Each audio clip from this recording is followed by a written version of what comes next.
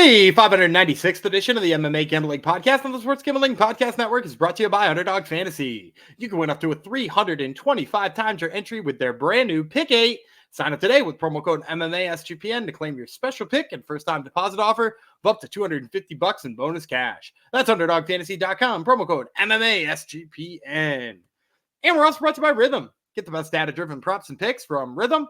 Claim your 7-day free trial today by going to sportsgamblingpodcast.com/rhythm. That's sportsgamblingpodcast.com/RITHMM.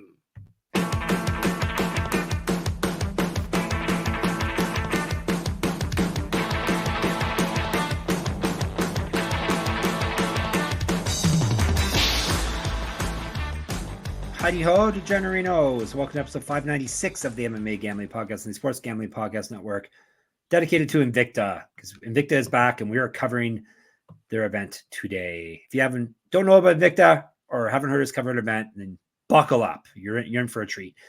As we're almost at episode 600. We're almost there, Gumby. Couple more episodes. Actually, by the end of the week, almost, we'll be on episode 600. We'll have a big party like we always do when we hit a round number. I'm one of your hosts, Jeff Chalks Fox. I'm not really that chalky, but we'll talk UFC and all that tomorrow. But yeah, I'm actually ahead of the. I'm more than breaking even. Actually, no, I'm right about breaking even with my underdog picks this year in UFC. So the Chalks name may not stick. We'll have to wait and see. The Wiki Capper, that name can stick for the time being. So as we mentioned, Invicta is back, and they're back in their home, Memorial Hall, Kansas City, Kansas. It's basically where their most of their events run out of. New television provider. Hopefully the same good product and stuff. I'm a fan of Invicta for many reasons. Obviously, it's the top female league around, and so that makes it the top feeder league to the UFC. Their fight cards aren't too long, 7 fights is perfect. Pretty good production, pretty good presentation. I like the whole package. Let's see if Gumby agrees. Hello, Mr. Gumby Breland. I do. I'm going to add to it too. I like that they've been traveling around.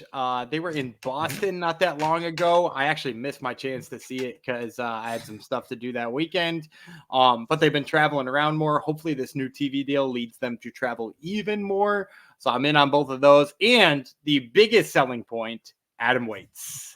One of the most talented weight classes in women's MMA is atom weight. And I know it's, people are going to roll their eyes at that, but like, there's a reason why the best men in the world fight at like 135 or 145 pounds, right? Like those are the most talented dudes in the world are like, the 35ers and 45ers, and there's a ton of them because like, that's the size that an average man can cut weight to.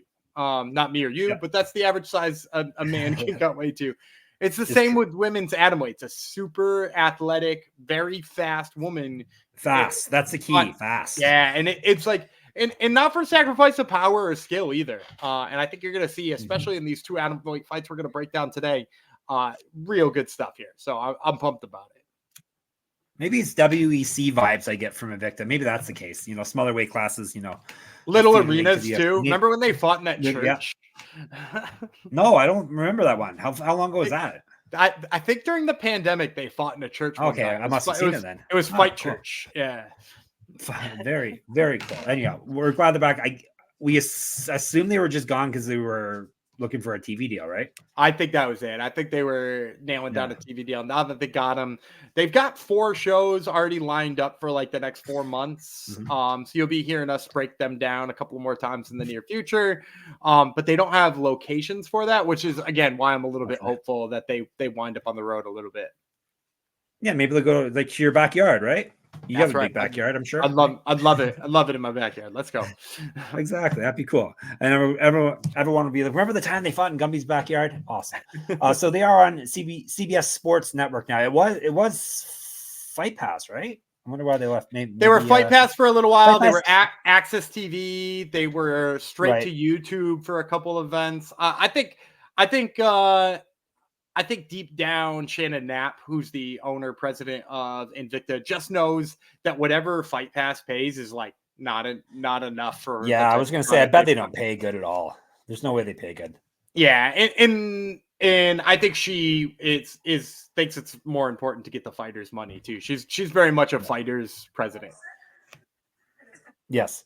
Yeah, I'm sure Fight Pass is big on you get exposure being on us, and we'll pay you nothing. I'm sure that's the case. So, like us, like writers, and we used to hear that when you first started as a writer, people let you write for free for experience. But anyhow, that's the way it goes. So they're on CBS Sports Network, and they're on Fight Network up here in Canada, which is another good thing. It makes it easy for me. I just program it into the PVR and boom, good to go. I don't have to pay for a DAZN or something instead to watch it.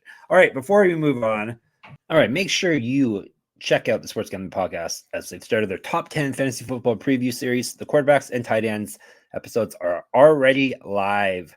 It's never too early for the National Football League, ladies and gentlemen, so make sure you check that out wherever you catch your podcasts and, of course, on YouTube. All right, Invicta Fighting Championships, Kansas City, Kansas, June the 28th, which is this Friday evening, 8 p.m. Eastern, CBS Sports Network, Fight Network up here in Canada.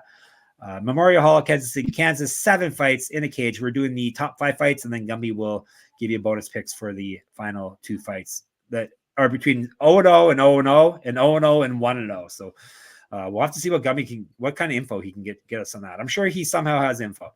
All right, we're kicking things off with atomweight fight with a Canadian too. So 2 wins right there. Fake Elisandra, Canadian. Fake Canadian. Oh yeah, she's no longer in Canada. Right. Is she with she's Brad Cazona's girlfriend. Yeah, she's Brad Cazona's girlfriend. Yeah. So she is Straight Blast Jim. All right, that would be Katie Saull. That's who we're dancing around, that name. Canadian / Irish now.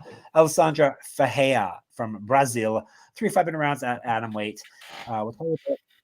We don't have odds for these yet. Invicta odds are pretty easy to get usually, right? Yeah, they usually show up Wednesday or Thursday. Yep. So you'll hopefully have them by tomorrow. All right. Saull is Queen of the North. I guess Ireland's Northern as well. 6-6, 1 knockout, 2 submissions. She's been knocked out 1 time. 1-3 in Invicta. 3-1 over her last 4. 1 of her last 5 via TKO. Used to fight at strawweight and featherweight, which is kind of funny to think of. Featherweight, and she's fighting at atomweight now. 3 inches height, 4 inches reach over Ferreira. Lily, Lili is the nickname. 6-2 with 1 knockout. Never been finished in a fight. 2-0 in Invicta. She's won 2 straight and 4 of 5. Has not fought since May of 2023. Was regional champion. Used to fight at strawweight. 11 years younger than the Queen of the North. Go ahead. Yeah, I think Ferreira is going to be a big favorite here. Probably like -2. I'll say -225. I think probably a favorite because of where we see the records at. You know, Katie Saull's record not particularly great. Ferreira, 6-2, very respectable. I'm going to go with Ferreira here, despite the fact that those odds are probably a touch wider than they should be. And again, these are my guess on odds. So, I think those odds will be -225 because of the record and because of all the recent fights. They should probably be down near 150, 160 for Ferreira. And I'd like Ferreira more at those numbers, obviously. But, I like her period here in this fight because she's quite a bit faster than Katie Saull. And the way she uses that speed the most is getting in and out of exchanges. She pops in, she hits you with a 2 or 3 punch combo. She gets out of range for the return. She does a really good job of not being countered. And also when her opponent telegraph shots, it's really easy for her to get out of the way of them. Now, Saull is very long for this weight class. She's very, very tall. But even given that fact, she's not particularly good at using that length. And she's not particularly fast. She telegraphs a lot of what she does, and she's been able to get away with that because she is so long. But I think that doesn't play here against Ferreira. In addition to that, Katie Saull uses her legs quite a bit. Ferreira, I don't know that she will wrestle in this fight, but she does have above average wrestling when she chooses to. So for pretty much all of those reasons, I think Ferreira will be a favorite, and I like her here. Again, the guess right around -225. Yeah, take that, you fake Canadian abandoning our country. Gumby's going to pick against you. He's taking the Brazilian. So take that. All right. Let's move way up to the heaviest weight. Do they have featherweights? They have featherweights. It's hard to say what they have at this point. They do, right? Have featherweights on the roster? They've run featherweights plenty of times. Yeah. This is a bantamweight fight. Taylor Guardado, United States. Yoko Higashi from Japan. So they're getting fighters from all over the place, which is cool to see. Higashi 8-4 with 3 knockouts. She's been knocked out 1 time, submitted once. This is her debut. She's lost 2 straight, and before that, she won 4 straight. Used to fight at featherweight, the aforementioned featherweight. Guardado Guardado, 4-2 with 1 knockout. She's been submitted 1 time, 0-1 in Invicta, 4-1 over her last 5, won her last 5 via TKO. Used to fight at featherweight and lightweight, 3-1 in PFL, 5 years younger than Higashi, an inch taller. So I think Guardado's going to be the favorite. I'll say the same exact line I gave you on the last one, -225 plus 200 on the dog. I think, again, because Higashi has lost a couple in a row, I'm going to go dog here. I like Yoko Higashi, though, here in this fight. And the reason is kind of simple, is I really like her chances to wrestle better in this fight than I like Guardado. Higashi, she fought Olena Kliznik in her last fight over in PFL. At least I think that was PFL. That was under the banner of. And in that fight, she put Kliznik up against the cage and had some pretty good control there. Now, she didn't finish any of those takedowns, but some of that is because Kliznik is pretty tough when it comes to that. And it was up in featherweight, which also I don't think benefited Yoko Higashi as much as it benefited Kliznik.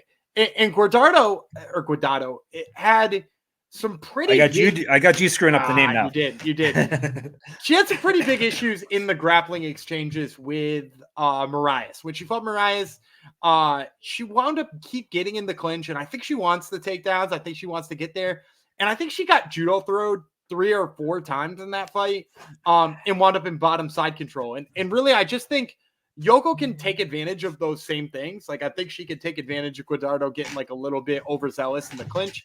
I also think on the feet, she's got the knockouts to speak of, but also I will just say, I think she just commits to her striking more than Guardado does.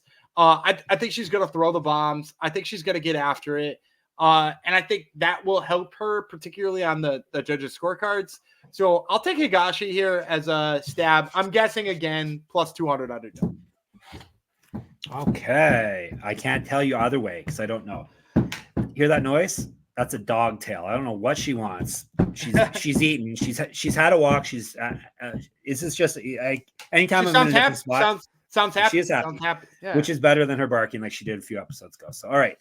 Anytime I'm somewhere different, it's like, oh boy, Dad is in a different spot than his normal spot. And it's very exciting. All right. I'm going to tell you, we're speaking of dogs. Here's the transition. I'm going to tell you about an underdog fantasy, to be exact. Pick 8 is now live.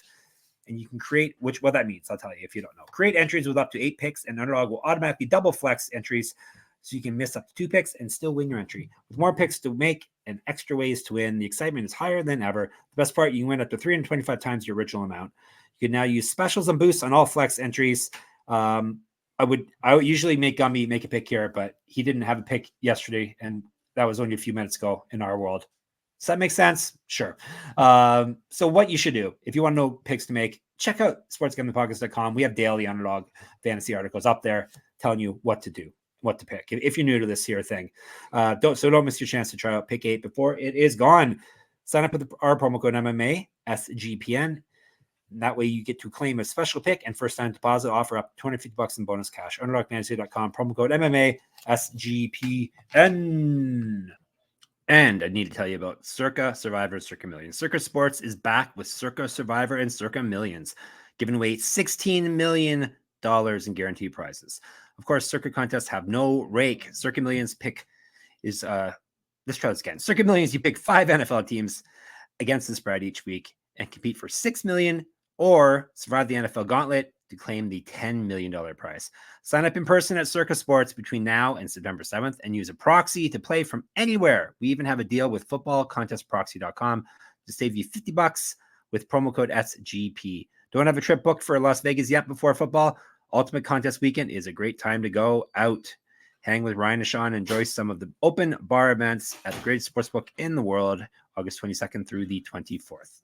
Let's go down to atomweights since we love atomweights so much. All right. Saori, Oshima, Japan. Andressa, Romero from Brazil. 3 5-minute rounds. Romero, Guachinha. So she's a little guach. What is a guach? I don't know. I looked it up. I don't know what a guach is. It kind of sounds kind of dirty. Hopefully it's guac? Not. Is it guac? Like guacamole guac, you mean? Yeah, like guacamole. Gauch. She doesn't look like she's crushed avocado. No, she looks tiny, looks like a human. She's tiny. She's tiny guacamole. Tiny guacamole is our episode title. He came through. The two things I stress the most about is getting an episode title and a dedication. So we've hit both of them here. So we're everything else is bonus now. Tiny Guacamole. Romero is 6-4-1 with 2 submissions. Never been finished in a fight. This is her Invicta debut. She's lost 2 straight fights before, and she's gone 1-3 over her last 4. Used to fight at strawweight, 3 inches taller than Oshima. Oshima, 14-4, 2 knockouts, 9 submissions. She's been knocked out 1 time. This is her debut as well. She's done 2 straight fights in 7 of 8. Both of her past 2 wins have come via finish. She's got multiple regional championships on her mantle. Correct. Get the shirt, sportsgamblingpodcast.com/store. She's fight at a microweight, Gumby, which is 99 pounds. 95. Yeah. Do you know about that weight? 95 pounds? It said 99, but maybe whoever did it did the kilos wrong. I assume it's a Japanese thing, probably, right? It is, correct, yes. Okay, yeah. And she fought at strawweight as well. A year younger than Romero. All right, go ahead. Little Guacamole or Oshima? Who you got? Oshima's got to be a massive favorite in this fight. I want to say, this one would probably be negative 500, if I'm being honest. Oshima has got really incredible grappling. I love, she's got really good trips. She's got really good top control. Her submission game is insane. And like Romero is one of her recent losses is to Ava Dorth, who I think runs a very similar game to Oshima when it comes to her grappling. Like they've got similar trips. They got similar takedown styles. Dorth a little bit less submission heavy than Oshima, but I think ultimately they're doing the same thing. Also, Ava Dorth, she's an octagon fighter for those of you who are not familiar with Ava Dorth. And she beat up Andressa Romero pretty easily. I think this just screams Oshima following that game plan. I think you're going to see Oshima in an Invicta title fight before long. So, give me her in this fight. Any way she wants, but most likely by a very early submission. All right. Oshima is the pick for the Gumby man. All right. Moving on to our co-main event. It's not listed as that, but it's second for last. Kay Hansen, United States of America. You probably heard of her. Sayury Canon. She is from a country with a colorful flag, Colombia. And this is, what did I say? Strawweight. 3 5-minute rounds at strawweight. Canon, 3-0 with 1 knockout, 1-0 in Invicta. She's not fought since March of 2023.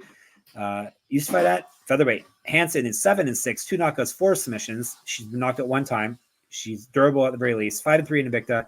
She lost 3 straight. Before that, she won 3 straight. She's not fought since April of 2022. His OnlyFans pays good, I guess.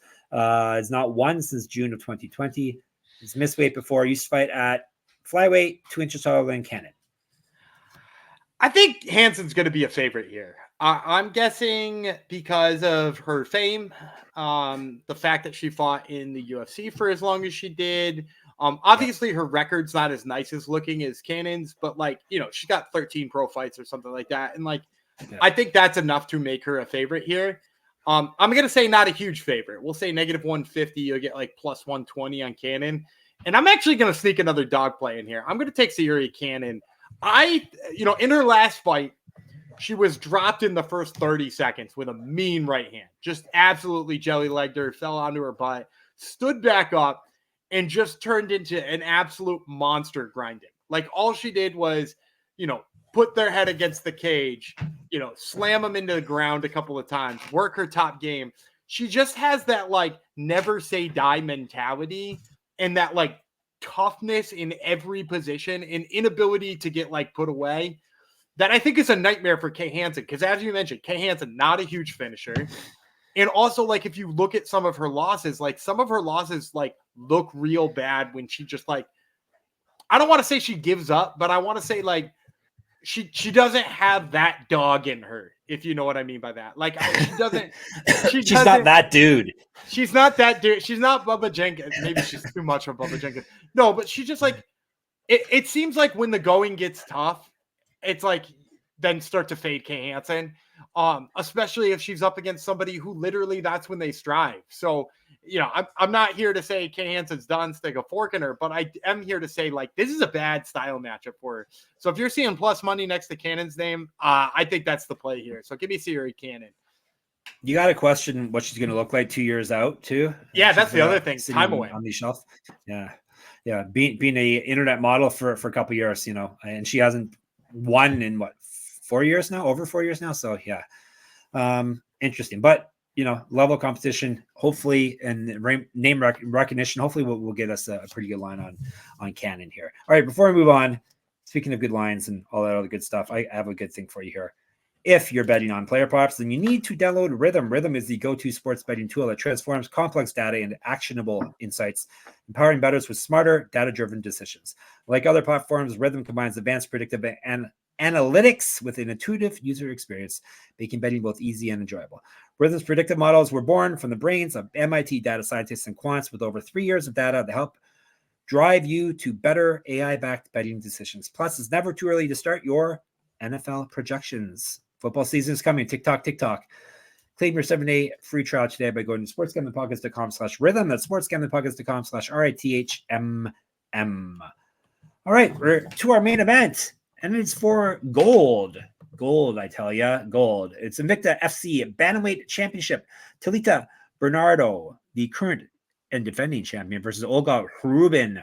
5-minute rounds. Bernardo from Brazil, Rubin from Israel.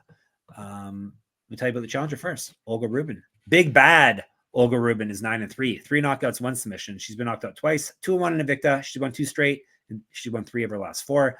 Won her last via submission. 4-1 in Bellator. Used to fight at featherweight. 2 years younger than Bernardo. 5 inches taller, an inch of reach. So she is big and bad. Bernardo, the champ, is 10-4 with 6 submissions. She's been knocked out twice. 3-0 in Invicta, and the current champion. She's not defended it yet. This would be her first attempt at it. She's won 4 straight fights in 506. Has not lost since May of 2019. She went 1-3 in the UFC. I don't even really remember in the UFC, but apparently she fought there 4 times. She fought some good fighters too. She fought like Irene Aldana, Marion Renault. Yeah, I think she beat up Sarah Marias. Yeah, yep. Or who's Sarah the last Morris. person that she lost to, and then she got released after losing to the next person. Can you give me an initial on the last name? Vivi Aharujo. That's not an initial. Oh, I'm sorry. You cut out. You cut out. I thought you made a guess. I said, give me you an turned initial. into a robot, so I didn't hear you. VA. Give me VA. an initial, and you were like Vivian Arujo. Yes. That'll be fun for the listeners. They'll enjoy that. Yeah. I think Talita Bernardo is going to be a favorite here. Probably not too big. Let's say like -165. And I like her in this fight against Olga Rubin. While I really like Olga Rubin in general, like I've scored a couple of times on her as an underdog. She hit that buggy choke. Who doesn't love a buggy choke? That's fun as hell. The bottom line is just like, I think she's going to be in bad positions in this fight. It's not that Olga Rubin can't fight out of bad positions, but like, I mean, Claire Guthrie slammed her and wound up in good positions against her in a fight. And I don't rate Claire Guthrie even a fraction as high as I do Talita Bernardo. I also just think Talita Bernardo is smarter on top. She's not going to fall for a buggy choke or, an arm bar or whatever it is that Olga Rubin's trying to get off of her back. I think she's going to be crisper on the feet. I think she's going to be faster in general. I like Bernardo.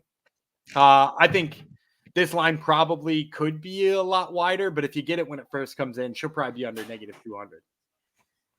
What if I reminded you that Olga Rubin is big and bad? Does that change anything? No, because she big and bad got slammed by Claire Guthrie, who was on that putrid season of The Ultimate Fighter.